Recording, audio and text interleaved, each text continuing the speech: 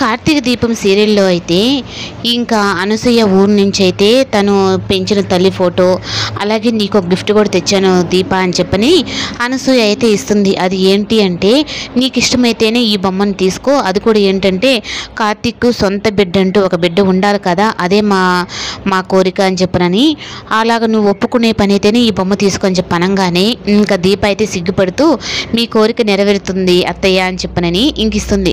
ఇంకా కాంచన సిగ్గుపడుతుంది, అలాగే దీప ఏం చెప్తుందా ఏందా అని చెప్పని కార్తీక్ అయితే ఇంకా వింటూ ఉంటాడనమాట. ఇంకా అందరూ సంతోషించేటప్పటికి ఇంకా దీప కూడా ఒప్పుకుందని ఇంకా కార్తీక్ అయితే నీతో మాట్లాడాలి ట్రా అని చెప్పని బయట తీసుకొని వచ్చి, ఏంటి ఈరోజు ఏందో సిగ్గుపడుతున్నట్టు ఉన్నావు అంటే, మొత్తం వినేసావు కదా, అయినా మళ్ళీ ఎందుకు నన్ను అడుగుతున్నావు అంటే, నువ్వు ఆ విషయం చెప్పిన తర్వాత ఇంకా మన అనుకున్న వాళ్ళు సంతోషమే కదా మనకు కావాల్సింది, దానికోసం మనం ఏదైనా చేయాలి కదా అని చెప్పనని అంటుంది.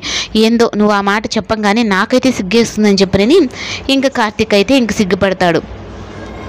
ఇంకా అలా సిగ్గుపడేటప్పటికి ఇంకా దీప కూడా అయితే మనం సరే వెళ్దామా అని చెప్పనని ఇంకా సుమిత్ర ఇంటికి అయితే బయలుదేరుతారు. ఇంక ఇంట్లో అయితే పారిజాతం ఒక పక్క ఏడుస్తూ సుమిత్ర కనిపించడం లేదు, ఇంట్లో నుంచి వెళ్ళిపోయినట్టుందని చెప్పనని అనేటప్పటికి ఇంకా దశరథు అందరూ అయితే ఫోన్లు చేస్తూ ఉంటారు.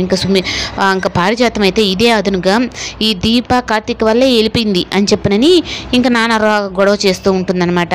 అప్పుడు ఇంకా తను ఇప్పుడు బాగుందా బావా నీకు, మా మమ్మీ వెళ్ళిపోయేదాకా నువ్వు చేసావు కదా, ఇప్పుడు సంతోషమేనా అని చెప్పనని, సంతోషం అని చెప్పని అనబాకం వచ్చిన మరదలా ఇదంతా ప్లాన్ చేసింది నువ్వే, కానీ ఇప్పుడు మళ్ళీ దీనికి ఇలా ఇచ్చావా అని చెప్పనని, అయినా అత్త ఎక్కడికి వెళ్ళి ఉంటుంది అని చెప్పనని అంటాడు.